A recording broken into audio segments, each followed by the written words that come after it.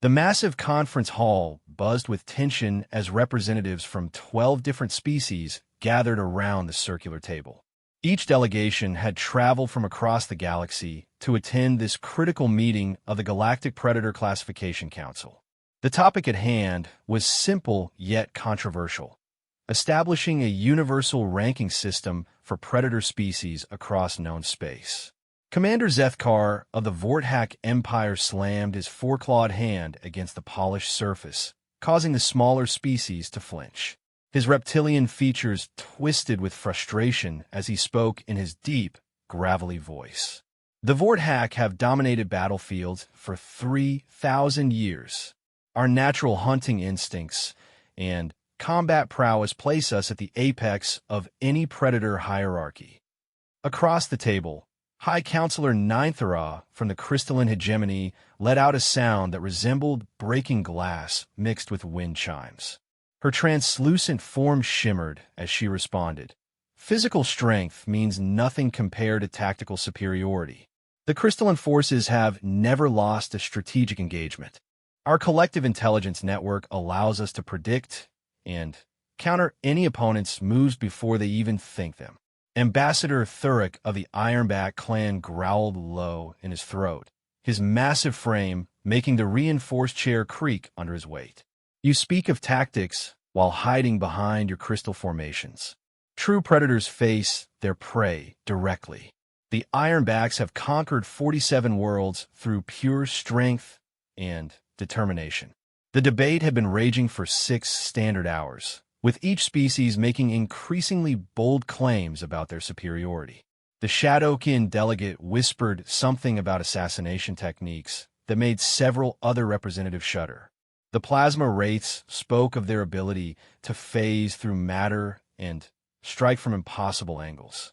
Even the normally peaceful Arborn delegation insisted their plant-based species deserved recognition for their patient, centuries-long hunting strategies. Dr. Elena Vasquez sat quietly at the far end of the table, taking notes on her portable device.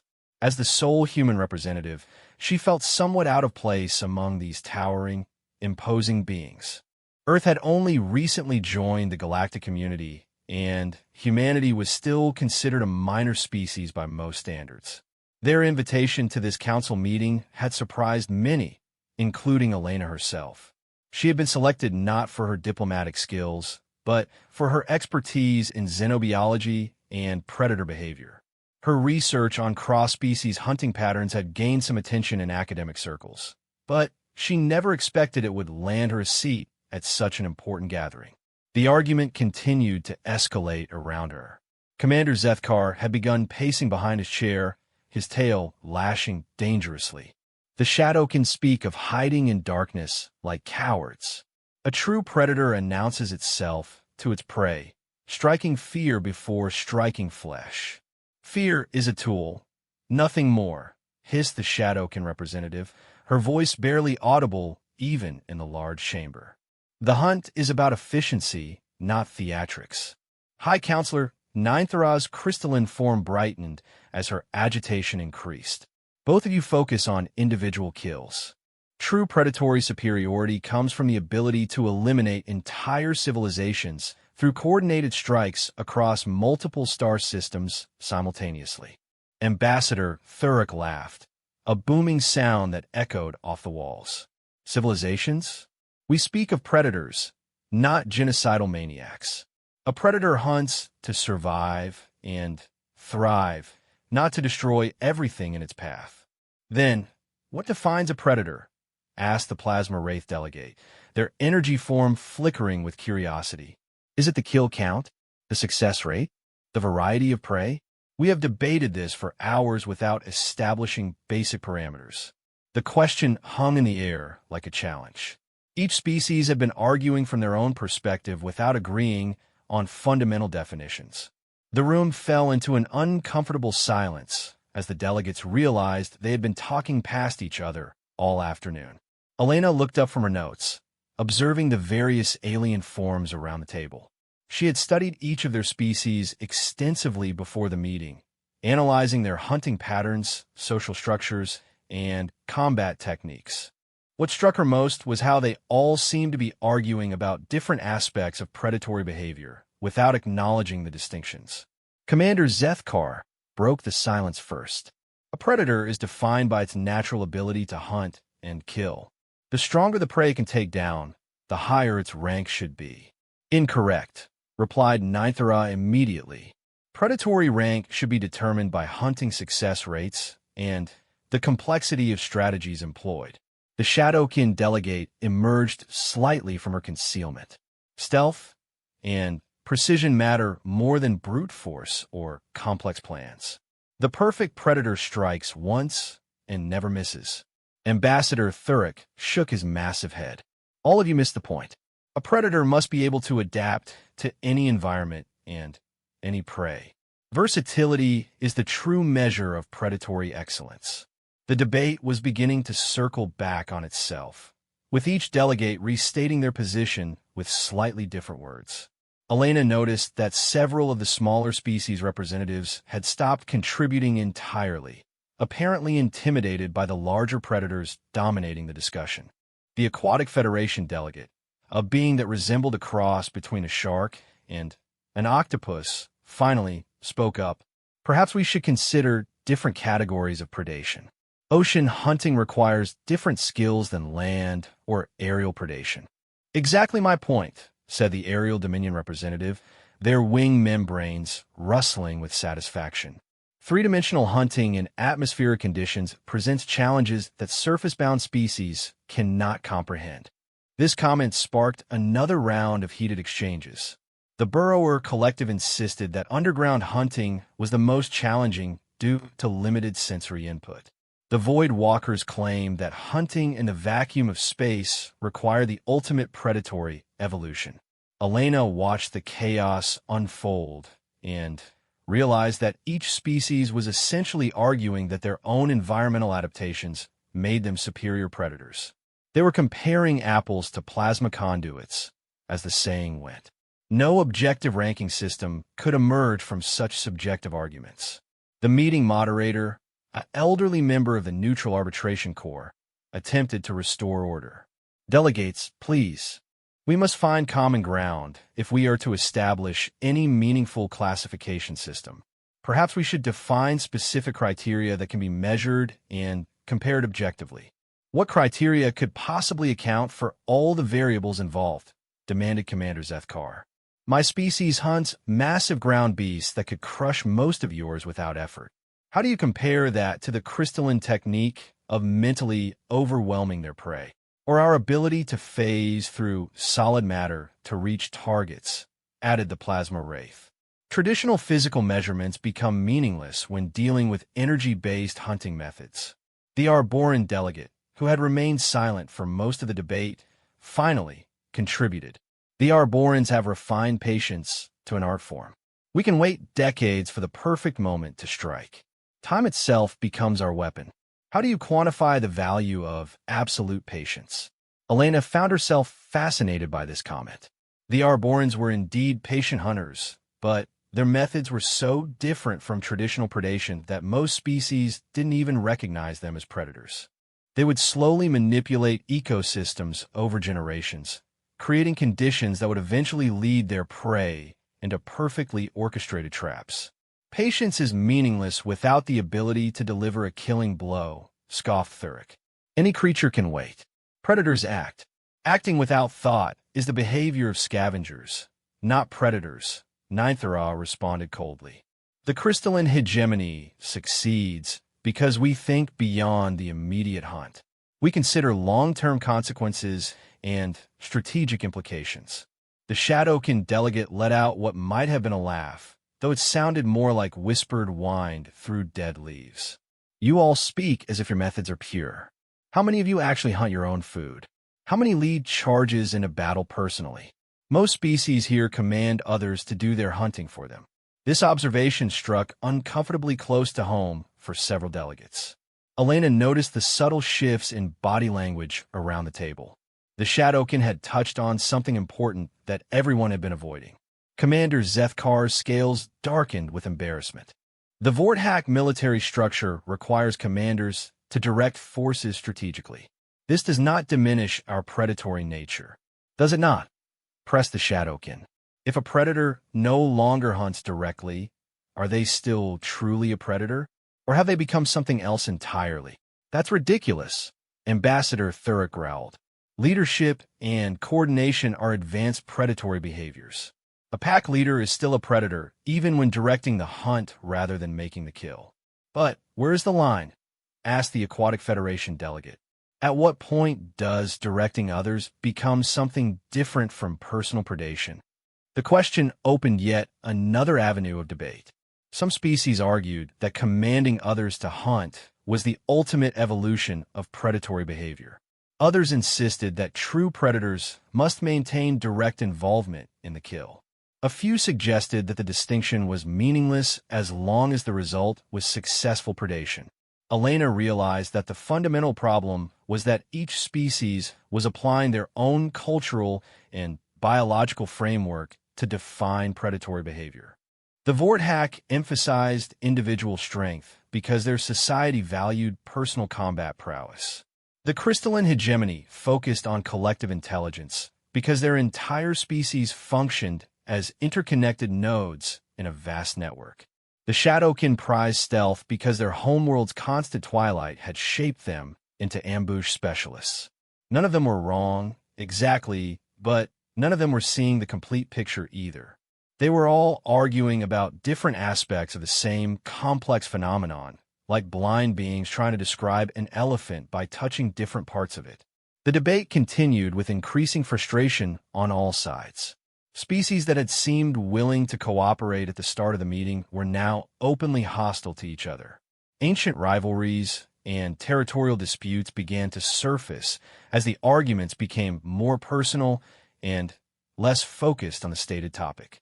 Elena checked her notes again, reviewing the detailed profiles she had compiled on each species. She had spent months researching their hunting patterns, social structures, and historical conflicts. The data painted a much more complex picture than any of them seemed willing to acknowledge in their heated arguments. What troubled her most was that they were completely missing what she considered the most important distinction in predatory behavior. They were all arguing as if there was only one type of predation, when her research clearly showed at least two fundamentally different categories that required entirely separate evaluation criteria. She looked around the table at the increasingly agitated delegates and realized that someone needed to interrupt this circular argument before it devolved into actual violence. Several species were already showing signs of preparing for combat, and the meeting hall's security protocols were beginning to activate in response to rising tension levels. Elena took a deep breath and prepared to speak. As the most junior delegate present and representative of what most consider a minor species, she knew her intervention might be dismissed or even resented. But her scientific training told her that the current approach was fundamentally flawed and would never produce meaningful results. The time had come to introduce a perspective that none of them had considered, one that might actually lead to the objective classification system they were supposedly trying to create. Elena cleared her throat softly, but the sound was lost in the growing cacophony of angry voices. Commander Zethkar was now standing at his full impressive height, gesturing dramatically with his clawed hands as he described the Vorthack method of hunting massive crystalline beasts on their homeworld. High Counselor Ninthra had begun to pulse with an almost blinding light, her crystalline form resonating with harmonic frequencies that made several delegates wince and cover their auditory organs. "Excuse me," Elena said, raising her voice slightly. Still, no one paid attention to the small human sitting at the far end of the table. The Shadowkin delegate had begun to fade in and out of visibility, her form becoming increasingly unstable as her agitation grew. Ambassador Thurrock's growls had deepened into what sounded distinctly like a challenge roar, causing the plasma wraith to flicker nervously and the aerial dominion representative to spread their wings in a defensive posture. Elena stood up, her chair scraping against the floor. "Excuse me," she said loudly, her voice carrying clearly across the chamber. The sudden silence was almost deafening. 12 pairs of alien eyes, optical sensors, and other sensory organs turned toward the human delegate. Some looked surprised that she had spoken at all. Others seemed annoyed at the interruption. A few appeared curious about what the representative of such a young species might have to contribute. Commander Zethkar's scales rippled with what Elena had learned was mild amusement. Does the human have something to add to our discussion? Perhaps Earth's predators have some unique insight to offer. There was a subtle mockery in his tone that Elena chose to ignore. She had expected this kind of reception and had prepared for it. Actually, yes. I've been listening to your debate for several hours, and I think you're all missing something fundamental. High Counselor Ninthara's crystalline form dimmed to a more tolerable brightness. And what might that be? Humans have only recently developed space travel. What could you possibly know about predatory behavior that we have not already considered? Elena pulled up her research files on her portable device, quickly organizing her thoughts. You're all arguing about predator ranks, but you haven't established what kind of predators you're talking about. Are we discussing trained or natural ones? The question hung in the air for several seconds. Elena could see the confusion on the faces of those delegates whose expressions she could read. Others remained silent, apparently processing her words. Ambassador Thurrock was the first to respond. What do you mean by that distinction? A predator is a predator. No, Elena said firmly, warming to her subject. That's exactly the problem. You've been comparing completely different categories of predatory behavior, as if they were the same thing. Natural predators hunt using instincts and abilities they evolved over millions of years. Trained predators use learned techniques, tools, and strategies that can be taught and improved upon. The Shadowkin delegate materialized more solidly. Her interest clearly piqued. Explain this distinction further. Elena activated her device's holographic projector, displaying a complex chart showing predatory classifications. Look at your own species as examples. Commander Zethkar, the Vorthack are incredibly effective natural predators. Your species evolved powerful claws, enhanced strength, and aggressive instincts that make you formidable hunters in your natural state. Zethkar's chest swelled with pride. This is true. We are born to hunt. Exactly, Elena continued. But, High Counselor Ninthara, the crystalline hegemony represents something completely different. Your species didn't evolve to hunt individually.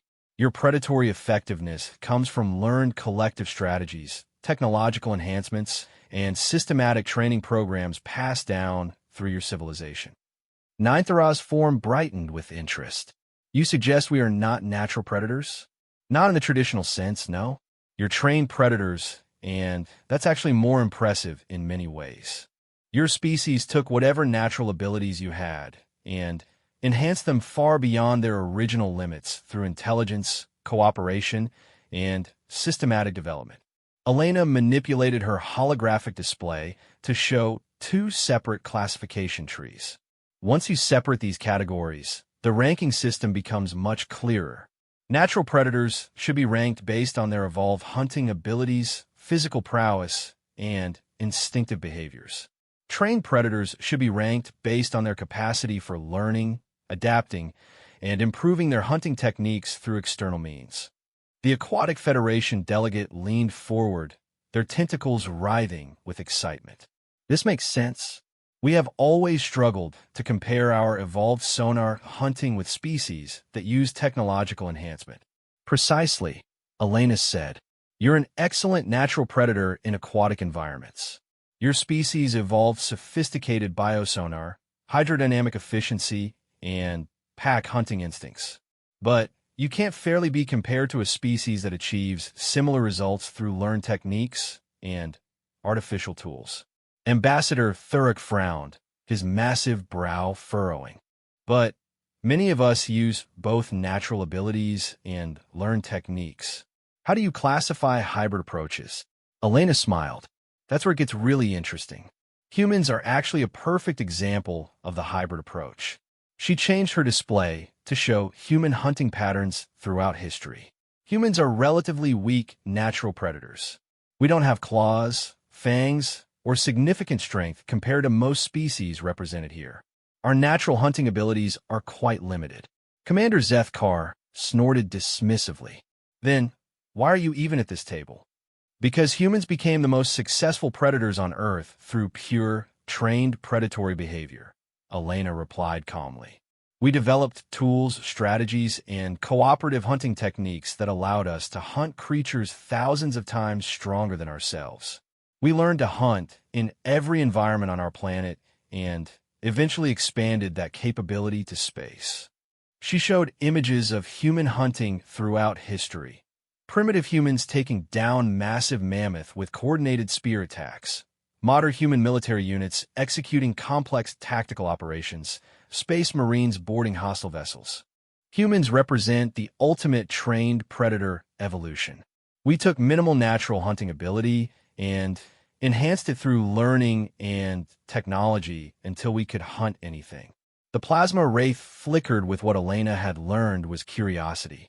But this proves trained predators are superior to natural ones, does it not? Not necessarily, Elena said. Each approach has advantages and disadvantages. Natural predators are more reliable in their native environments and don't require extensive training or equipment. They can hunt effectively even if isolated from their civilization or stripped of their tools. She highlighted the Shadowkin delegate's profile.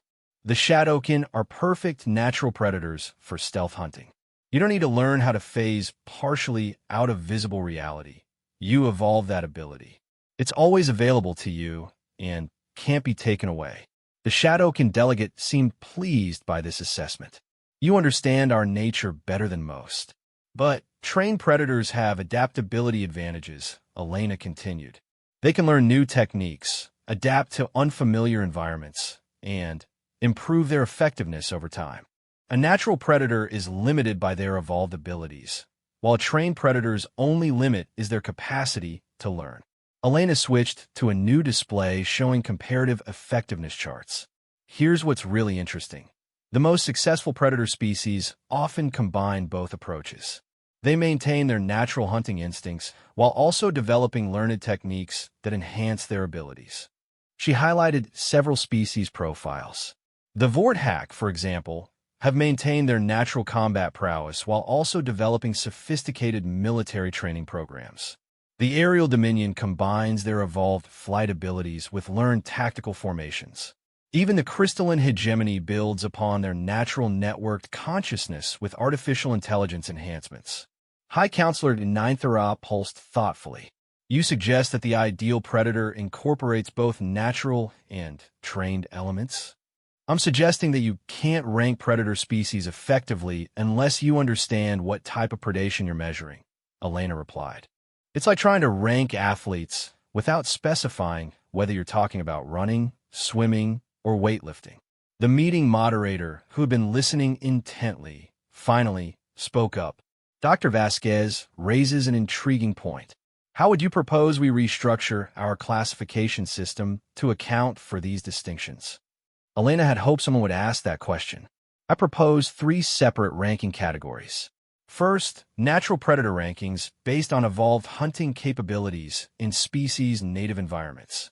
Second, trained predator rankings based on learning capacity, adaptability, and enhancement potential. Third, hybrid rankings for species that effectively combine both approaches. She displayed a preliminary ranking chart showing how the current meeting attendees might be classified under this system.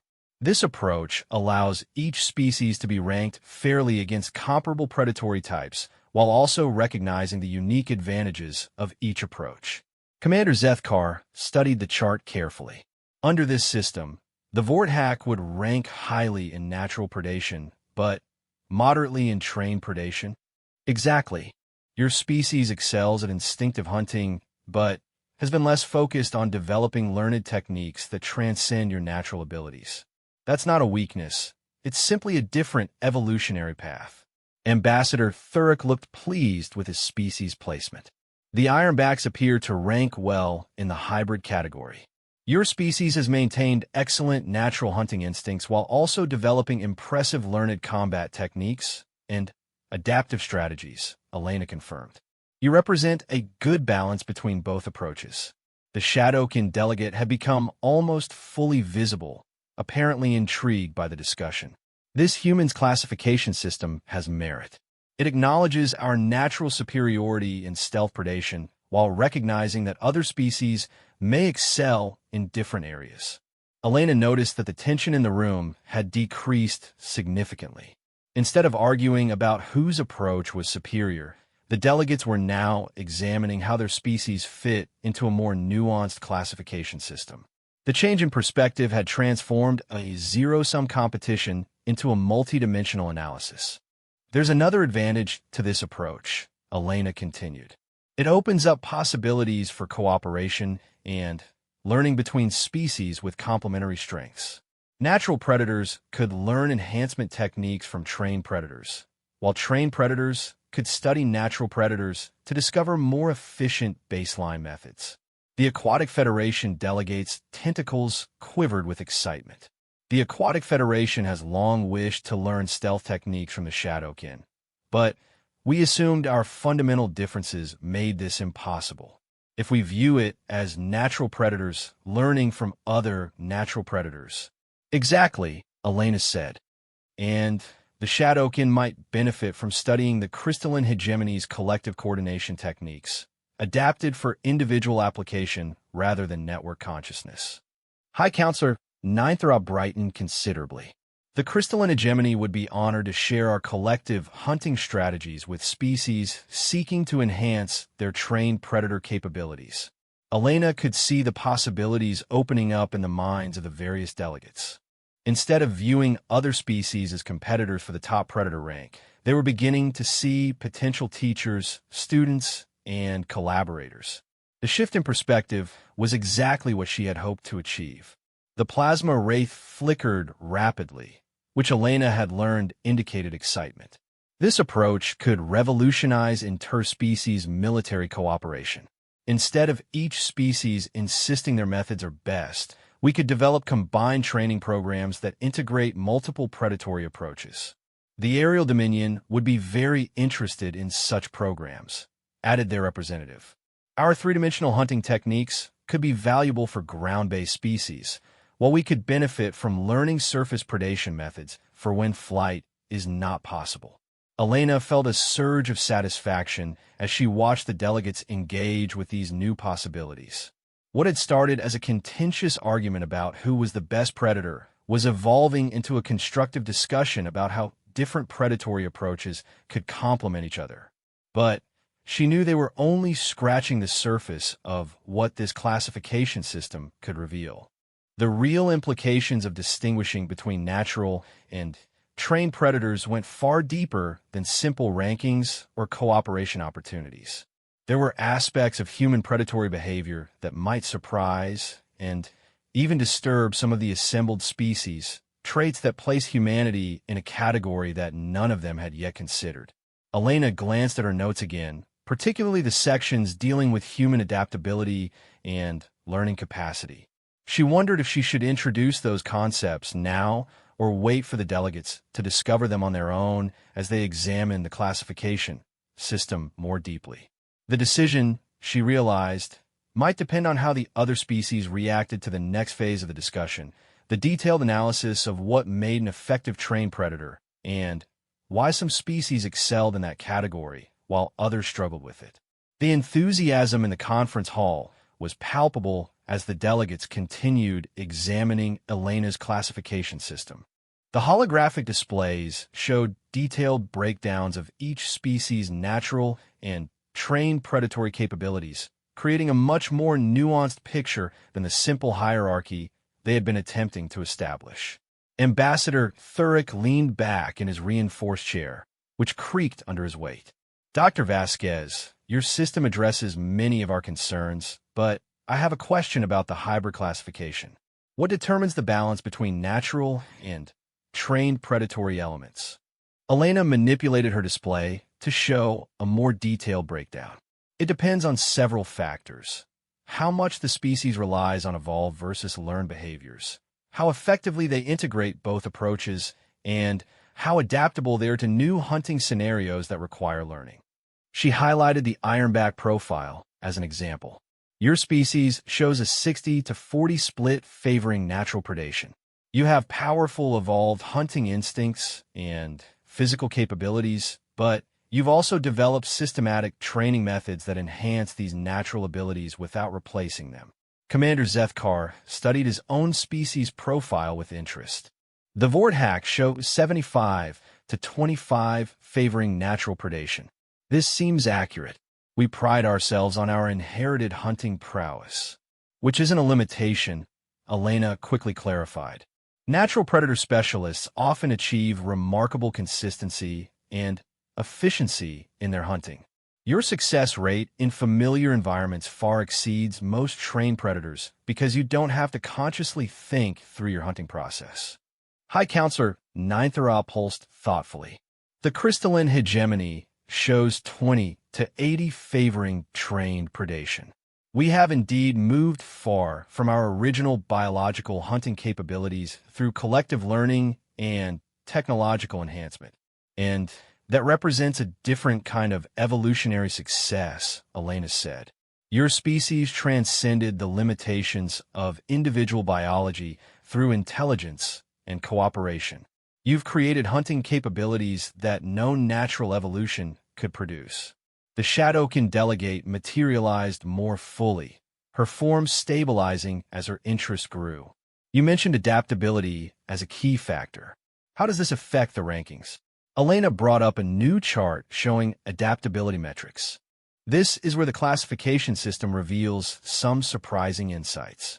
Natural predators often struggle when removed from their optimal hunting environments, while trained predators can potentially adapt to almost any situation given enough time to learn. She showed examples for various species. The Aquatic Federation are incredibly effective in their oceanic environment, but their effectiveness drops significantly in terrestrial or aerial hunting scenarios. This isn't a fault. It's the natural result of specialized evolution. The Aquatic Federation delegates' tentacles drooped slightly. This is true. We have struggled in multi-environment military operations. But, Elena continued, this specialization also means you're virtually unbeatable in aquatic combat. No trained predator can match your natural sonar capabilities and hydrodynamic efficiency in water. It's about understanding the appropriate application of different predatory types. She switched to show the crystalline hegemony's adaptability scores. Trained predators like the crystalline hegemony show much higher adaptability because their effectiveness comes from learned strategies that can be modified for new situations. You could develop new hunting techniques for environments you've never encountered before. But this adaptability comes at a cost, observed the plasma wraith. Trained predators require more time to achieve peak effectiveness in new environments. Exactly, Elena confirmed. There's always a trade-off between specialization and adaptability. Natural predators are immediately effective in their ideal conditions, but struggle with change. Trained predators can eventually adapt to anything, but need time to learn and practice. Elena paused, then brought up a new section of her research. This brings us to an interesting question. What happens when a species combines high adaptability with rapid learning capability?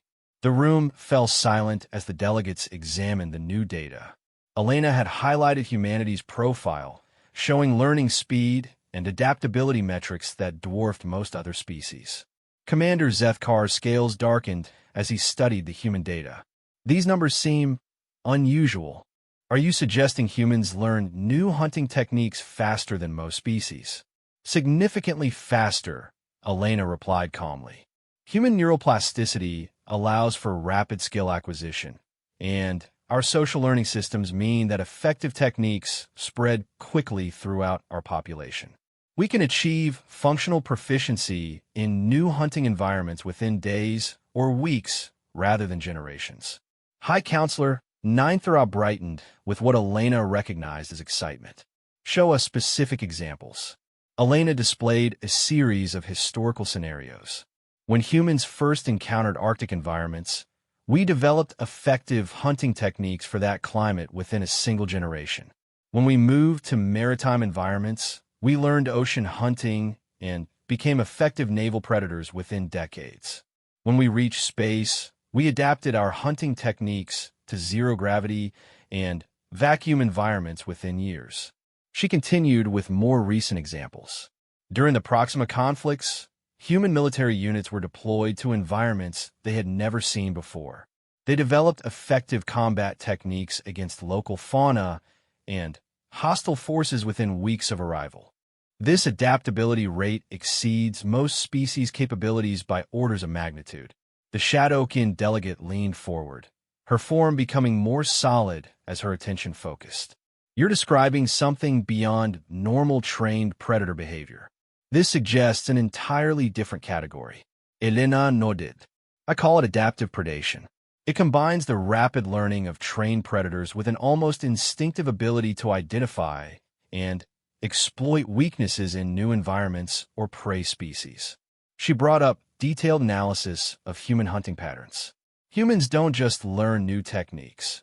We instinctively understand how to break down complex hunting challenges into manageable components, then synthesize solutions from both learned knowledge and immediate environmental assessment. Ambassador Thurek frowned. This sounds like you're claiming humans are superior predators to all of us. Not superior, Elena corrected. Different. Humans sacrifice the immediate effectiveness of natural predators and the deep specialization of many trained predators in exchange for extreme adaptability. We're generalists, not specialists. She showed comparative effectiveness charts. In any specific environment, humans are usually outmatched by species specialized for that environment. Aquatic Federation forces dominate us in water. Aerial Dominion units have clear superiority in atmospheric combat. Shadowkin operatives are far more effective in stealth scenarios. Then, what is the advantage of this adaptive approach? Asked the Aerial Dominion representative. Elena smiled. Versatility and unpredictability. Human forces can operate effectively in any environment, even if they're not optimal in any single one. More importantly, humans excel at developing novel hunting strategies that specialized predators don't anticipate. She displayed tactical analyses from various conflicts. During the border wars, human forces consistently defeated superior specialized units by using unexpected techniques that exploited the limitations of their specializations. We adapted faster than our opponents could counter-adapt. The plasma wraith flickered rapidly. You're describing evolutionary advantages that seem almost unfair. How did one species develop such broad adaptability? Elena brought up evolutionary charts showing human development. Humans evolve on a planet with extreme environmental diversity and rapid climate changes. Species that couldn't adapt quickly went extinct. This created evolutionary pressure for general adaptability rather than specific specialization. Additionally, she continued, humans developed complex social learning systems. We don't just pass on genetic hunting abilities. We actively teach, modify, and improve hunting techniques across generations. Each human inherits thousands of years of accumulated hunting knowledge. High Counselor Ninthara dimmed thoughtfully. This suggests that humans represent a third evolutionary strategy entirely. Natural predators specialize through biological evolution. Trained predators specialize through cultural and technological development. Humans achieve generalization through rapid adaptation. That's an excellent way to put it, Elena agreed. Humans are evolutionary generalists. We're designed to be moderately effective at everything rather than highly effective at specific things. Commander Zethkar's claws scraped against the table surface. But this creates an unfair advantage in any ranking system. If humans can adapt to match any challenge, how can specialized species compete? Elena had anticipated this concern. Specialization still provides significant advantages. In their optimal environments and scenarios, specialized predators will always outperform generalists. The key is understanding when to apply which approach. She showed organizational charts for multi-species military units. The most effective forces combine different predator types strategically. Natural predators for scenarios matching their specializations, trained predators for complex or technological challenges, and adaptive predators for unknown or rapidly changing situations. The Aquatic Federation delegates tentacles curled with interest. You're suggesting that the ideal military force would include representatives from all predator categories? Exactly. Each type covers the weaknesses of the others. Natural predators provide immediate effectiveness and reliability. Trained predators provide deep expertise and sophisticated techniques. Adaptive predators provide flexibility and novel solutions. Elena displayed successful multi-species operation reports. The few times this has been attempted, the results have been remarkable. Combined forces achieve effectiveness levels far beyond what any single species could accomplish alone. The Shadowkin delegate had become almost completely visible, her earlier reticence replaced by obvious engagement. But this requires unprecedented cooperation between species with different hunting philosophies and cultural approaches. True, Elena admitted. That's the real challenge. Species tend to assume their own predatory approach is optimal and view others as inferior. Breaking through these biases requires understanding that different doesn't mean better or worse. Ambassador Thurek leaned forward, his massive frame casting a shadow across the table. You're proposing something far more significant than a ranking system. You're suggesting a complete restructuring of how species view and interact with each other. Elena nodded. The classification system is just the beginning. Once you understand that there are fundamentally different, but equally valid approaches to predation, it opens up possibilities for cooperation that most species haven't considered. She brought up preliminary designs for integrated training programs. Imagine Shadowkin stealth techniques adapted for ironback strength and endurance. Crystalline collective strategies modified for individual human adaptability. Vorthack combat instincts enhanced with aerial dominion, three-dimensional thinking. The delegates examined the proposals with growing excitement. Elena could see the possibilities expanding in their minds as they considered the potential for combining their species' unique strengths. But she also noticed growing concern on some faces. The implications of human adaptive capability were beginning to sink in, and not all of the delegates seemed comfortable with what they were discovering. High Counselor Ninthra voiced what several others were probably thinking. Dr. Vasquez, you've presented humans as remarkably adaptable predators. But this raises a question. If humans can adapt to any environment and learn any technique, what prevents them from eventually surpassing all other species in their own specializations? Elena had known this question would arise eventually. Her answer would determine whether this meeting led to cooperation or renewed competition, whether the classification system brought species together or drove them apart. The moment of truth had arrived, and Elena realized that how she handled this concern would shape the future of interspecies relations in ways that none of them had anticipated when the meeting began. Elena felt the weight of 12 pairs of alien eyes focused on her as High Counselor Ninthra's question hung in the air. The atmosphere in the conference hall had shifted subtly, but unmistakably. What had been growing excitement about cooperation was now tinged with wariness and concern. The delegates were beginning to understand the true implications of human adaptability, and not all of them were comfortable with what they were discovering. Elena chose her words carefully.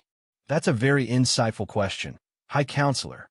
The theoretical answer is yes. Given enough time and motivation, humans could potentially develop techniques that rival any species' specializations. But there are practical limitations that prevent this from happening. Commander Zethkar's claws extended slightly. What limitations?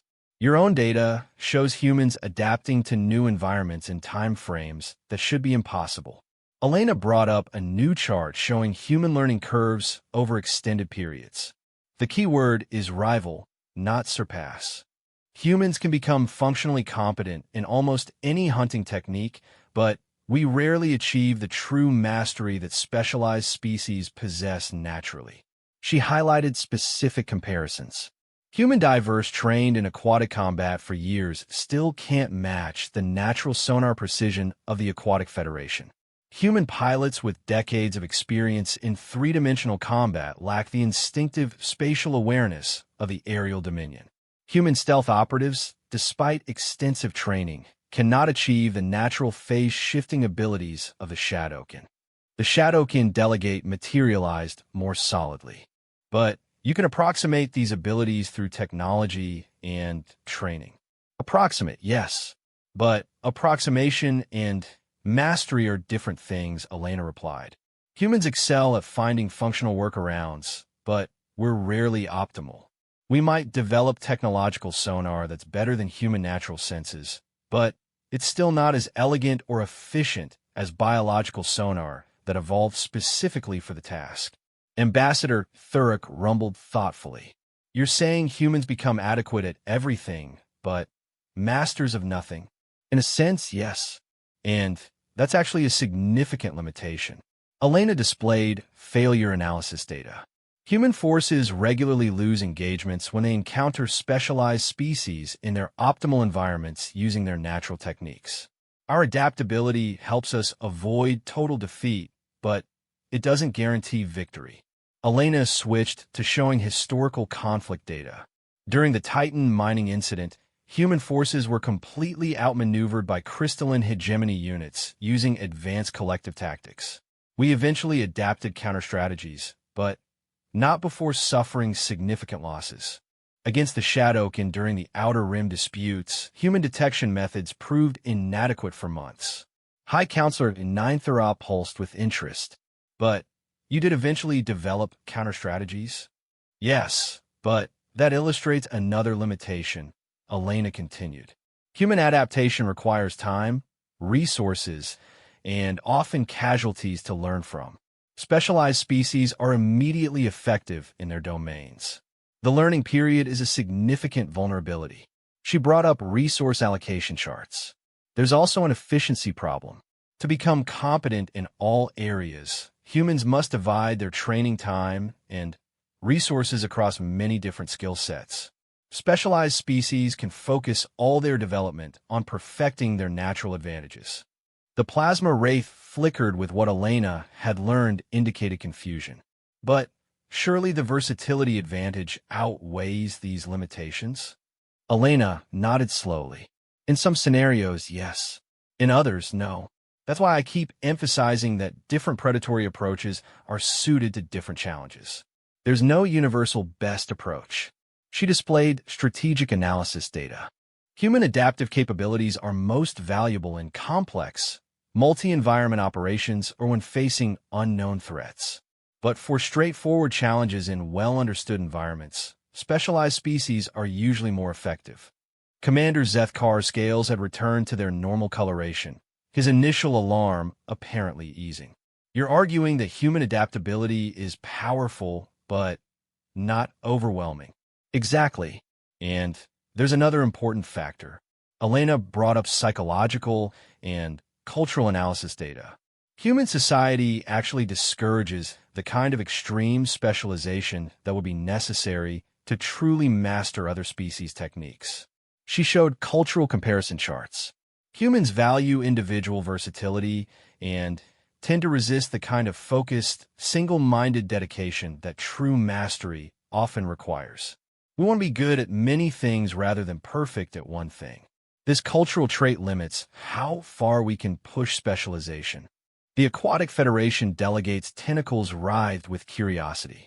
Explain this cultural limitation further. Elena highlighted human social structures. Human societies reward generalists and multi-skilled individuals. We admire people who can adapt to new challenges rather than those who perfect single techniques. This creates social pressure against the extreme specialization needed to match naturally specialized species. Additionally, she continued, humans have short lifespans compared to most of you. We don't have centuries or millennia to perfect single techniques. Our time limitations force us to focus on functional competence rather than absolute mastery. The aerial dominion representatives' wing membranes rustled with understanding. So human adaptability is bounded by cultural and biological constraints. Precisely. And there's one more factor that's perhaps most important, Elena said, bringing up cooperation analysis data. Humans are actually most effective when working alongside specialized species rather than trying to replace them. She showed successful joint operation statistics. Human forces perform significantly better when paired with specialists than when operating alone. We provide adaptability and novel solutions, while our partners provide optimized effectiveness in their specialties. The combination is more powerful than either approach alone. High Counselor Ninthra brightened with interest. You're suggesting that human adaptability is designed for cooperation rather than competition? That's exactly what I'm suggesting, Elena replied enthusiastically. Human evolutionary history shows consistent patterns of cooperation with other species. We domesticated animals, formed symbiotic relationships with various organisms, and integrated other species into our social structures. She displayed human historical data. Humans rarely tried to completely replace other species' capabilities. Instead, we learned to work with them, enhancing our own abilities while preserving their specialized functions. Elena brought up modern examples. Even in space-age technology, humans integrate alien innovations rather than trying to reinvent everything from scratch. We adapt crystalline communication networks, incorporate Shadowkin stealth materials, and utilize Aquatic Federation biotechnology. The Shadowkin delegate had become almost completely solid, her earlier wariness replaced by genuine interest. This suggests humans evolved as coordinators, integrators. That's a very good way to describe it, Elena agreed. Humans excel at understanding different systems and finding ways to make them work together effectively. We're natural systems integrators. She showed organizational charts from successful multi-species projects. Human involvement in interspecies cooperation typically focuses on translation, not just of language, but of concepts, methods, and cultural approaches. We help different species understand and work with each other. Ambassador Thuric leaned back, his expression thoughtful. This explains why humans were invited to this council despite being so new to galactic society. Your species brings a unique perspective on cooperation. Humans see predatory diversity as an asset rather than a competition, Elena confirmed. We instinctively look for ways to combine different approaches rather than trying to prove one is superior to others. Elena brought up her final presentation slide, which brings us to the real proposal I wanted to make today. Not just a classification system for predator species, but a framework for integrated predator development. The delegates leaned forward with interest as Elena displayed her comprehensive plan. Instead of ranking species to determine who's best, we create specialized training programs that allow species to learn from each other while maintaining their natural strengths. She showed detailed program outlines. Natural predator enhancement programs that add learned techniques without compromising instinctive abilities. Train predator programs that incorporate natural techniques to improve baseline effectiveness. Adaptive predator programs that help specialists develop flexibility for changing environments. Commander Zethkar studied the Vorthack-specific programs. These would allow my people to learn stealth techniques while maintaining our combat prowess. Exactly. You wouldn't become Shadowkin-level stealth specialists, but you develop enough stealth capability to enhance your natural combat abilities, Elena confirmed.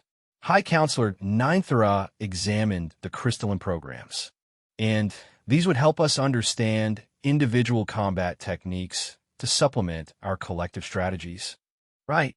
You'd learn enough individual tactics to operate effectively when separated from your network, making your forces more resilient and adaptable. The Aquatic Federation delegates' excitement was palpable. The aquatic programs would teach us terrestrial techniques while preserving our oceanic advantages. Yes, you'd become truly amphibious forces instead of being limited to aquatic environments, Elena said. Elena stood and address the entire assembly. The goal isn't to make every species the same. It's to give each species additional tools that complement their natural strengths. Diversity remains our greatest asset, but educated diversity is even more powerful. She gestured to include all the delegates. Imagine military units where Vorthack strength anchors the formation, Shadowkin stealth provides reconnaissance, Crystalline coordination manages complex operations, aquatic forces handle water obstacles, and human adaptability responds to unexpected challenges. Each species does what they do best, but they also understand enough about other approaches to coordinate effectively. The room fell silent as the delegates absorbed the full scope of what Elena was proposing. She could see them visualizing the possibilities, imagining how their species might benefit from this kind of integration without sacrificing their unique identities. But Elena also sensed underlying tension. Not all species were comfortable with the idea of sharing their specialized knowledge, even in exchange for learning from others. Trust would be a significant challenge, particularly between species with historical conflicts or competing territorial interests. The next few minutes would determine whether her proposal would be received as an opportunity for mutual advancement or viewed as a threat to species independence and security. Elena prepared herself for the questions and concerns that were undoubtedly coming, knowing that the success of her entire plan depended on how well she could address the fears and reservations of beings who have been taught to view other species as competitors rather than potential partners. The silence stretched as each delegate contemplated not just what Elena had proposed, but what it might mean for their species' future in an increasingly interconnected galaxy. The silence in the conference hall stretched for nearly a minute before Commander Zethkar broke it with a low growl. Dr. Vasquez, your proposal is ambitious, but sharing specialized military techniques with other species raises significant security concerns. What prevents knowledge learned in cooperation from being used against us later? Elena had expected this question first. That's a valid concern, Commander. The answer lies in the structure of the program and the nature of what would be shared. She brought up security protocol displays. First, the techniques shared would be supplementary skills, not core capabilities. You'd learn stealth basics, but not the advanced techniques that make the Shadowkin truly formidable. The Shadowkin delegate materialized more fully. Explain this distinction. Think of it like learning a foreign language, Elena replied. You can learn enough to communicate effectively without becoming as fluent as a native speaker. The Vorthack could learn enough stealth to enhance their combat effectiveness without becoming stealth specialists capable of threatening Shadowkin superiority in their domain. She showed detailed curriculum outlines. Each program would teach functional competence, not mastery. Participants would gain enough understanding to coordinate effectively and adapt to unexpected situations, but not enough to replace specialists in their areas of expertise. High Counselor Ninthara pulsed thoughtfully, but even functional competence could provide military advantages. How do we ensure this knowledge isn't misused? Elena displayed trust-building mechanisms. Several safeguards. First, the programs would be reciprocal. Every species teaches and learns simultaneously. This creates mutual vulnerability and shared interest in maintaining cooperation. She highlighted enforcement structures. Second, the programs would be administered by joint councils with representatives from all participating species. No single species would control the knowledge or determine how it's used.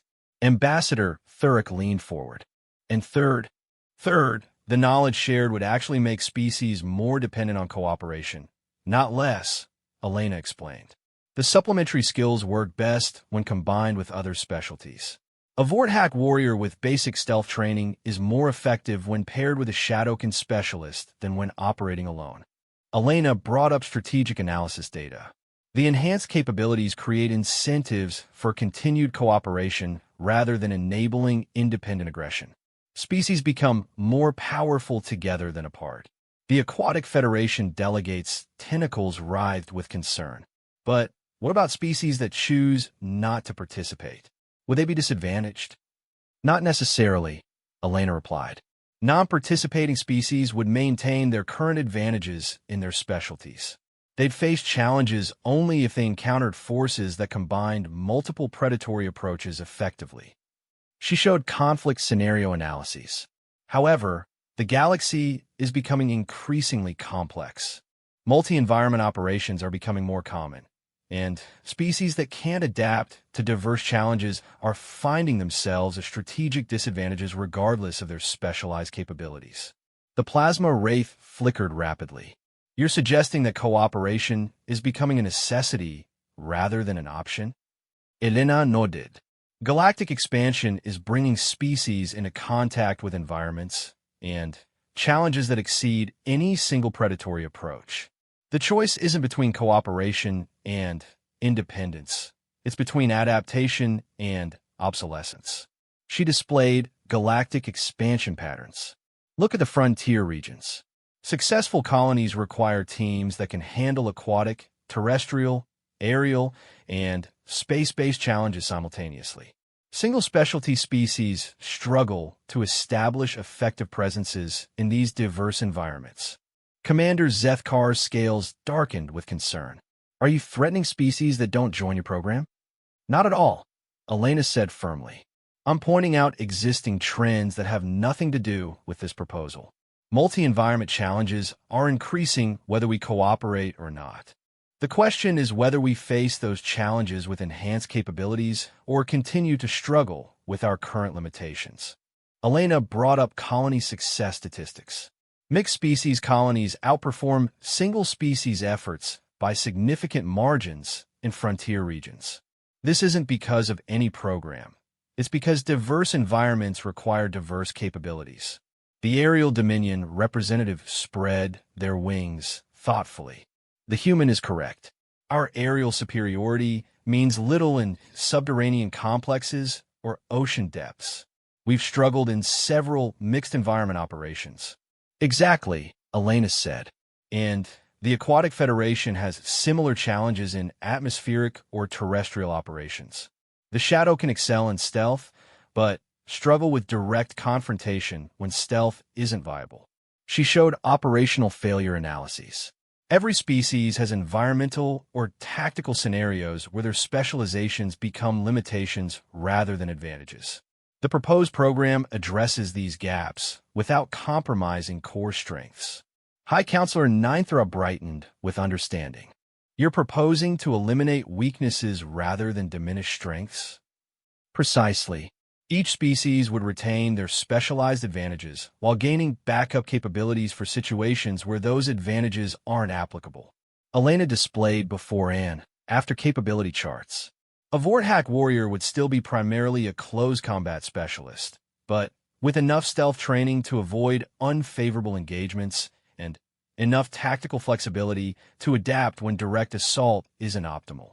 The Shadowkin delegate had become almost completely solid, and Shadowkin operatives would remain stealth specialists, but with enough direct combat training to survive when stealth fails? Right. You'd keep your primary advantages while developing secondary capabilities that make you more resilient and adaptable.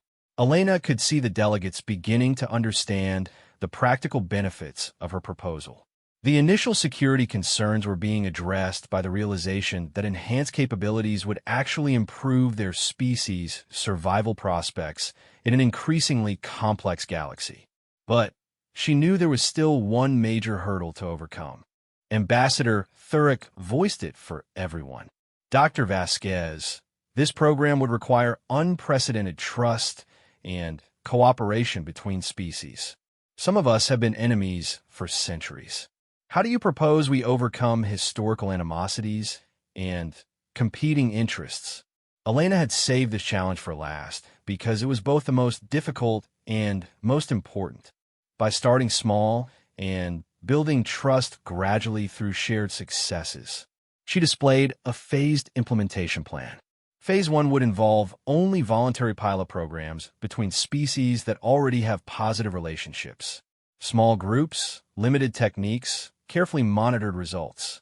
Phase 2 would expand to neutral species once the initial programs prove successful. Phase 3 would invite traditional rivals to participate, but only after the benefits become clear and protocols are well established. Elena highlighted specific examples. We might start with Aquatic Federation and Aerial Dominion personnel learning basic techniques from each other. Both species have complementary capabilities and no significant territorial conflicts.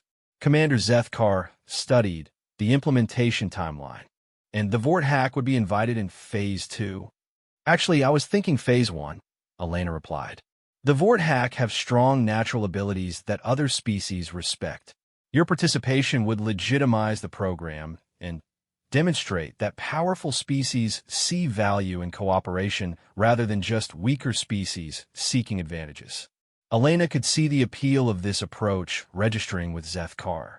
Being positioned as a leader rather than a follower in the program addressed Vort hack pride concerns while providing real benefits. The key, Elena continued, is that participation remains voluntary throughout all phases. No species is pressured to join, and any species can withdraw if they're not satisfied with the results. High Counselor Ninthera pulsed with interest, and the humans would participate in Phase 1. Absolutely. In fact, humans would contribute more than we'd receive in the early phases.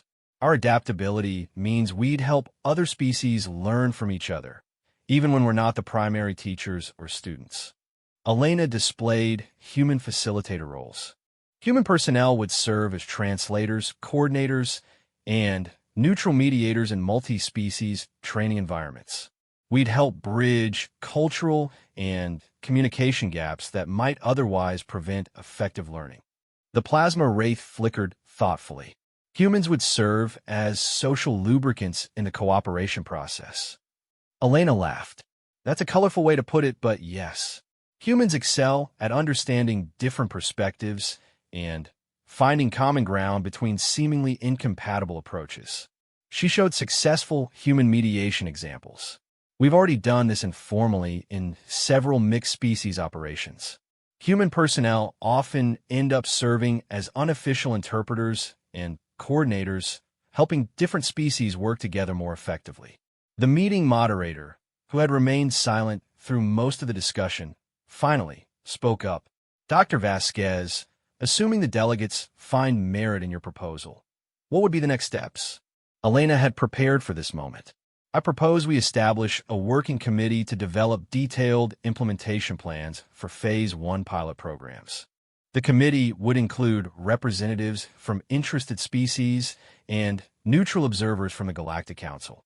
She displayed organizational charts. The committee would spend the next 6 months designing specific training curricula, selecting pilot participants, and establishing success metrics. If the pilot programs show positive results, we'd proceed with Phase 2 planning. Ambassador Thurrock rumbled approvingly. A cautious, measured approach. I can support that level of commitment. The Shadowkin delegate nodded agreement. The Shadowkin Council would be willing to participate in committee discussions, though we reserve the right to withdraw if security concerns arise. High Counselor Ninthera brightened significantly. The crystalline hegemony sees great potential in this approach. Our collective consciousness would benefit from understanding individual perspectives, while our coordination capabilities could enhance other species' teamwork. Elena felt a surge of excitement as she saw the delegates beginning to commit to the process. What had started as a contentious argument about predator rankings was evolving into a concrete plan for unprecedented interspecies cooperation. Commander Zethkar was the last to speak. The Vorthak Empire will consider participation in the working committee, but I want it clearly understood that our involvement doesn't commit us to the full program. Of course, Elena agreed. The committee phase is about exploration and planning, not commitment. Every species retains full autonomy over their ultimate participation. The meeting moderator called for a formal vote on establishing the working committee. The result was unanimous approval, though several delegates emphasized that they were voting to explore possibilities, not to commit their species to participation. As the delegates began to disperse, Elena reflected on what had been accomplished. A simple question about predator rankings had led to a complete reframing of how species viewed their capabilities and relationships with each other. More importantly, they had moved from competition to cooperation, from seeing differences as barriers to viewing them as assets. The working committee would face significant challenges, but the foundation had been laid for something remarkable. Elena gathered her notes and prepared to leave, knowing that she had just initiated a process that could reshape interspecies relations across the galaxy. Whether the pilot programs would succeed remained to be seen, but for the first time, different species were seriously considering the possibility that their diversity might be their greatest strength. The question about trained versus natural predators had opened a door that none of them had expected to find. What lay beyond that door would depend on their willingness to trust each other and their ability to see cooperation as evolution rather than surrender. As Elena walked toward the exit, she overheard Commander Zethkar speaking quietly with Ambassador Thurek. Perhaps the human was right. Perhaps we have been asking the wrong questions all along. Elena smiled. Sometimes the most important discoveries came not from finding the right answers, but from learning to ask better questions. And today, for the first time in galactic history, 12 different species were beginning to ask the same question. Not who was the best predator, but how they could all become better together.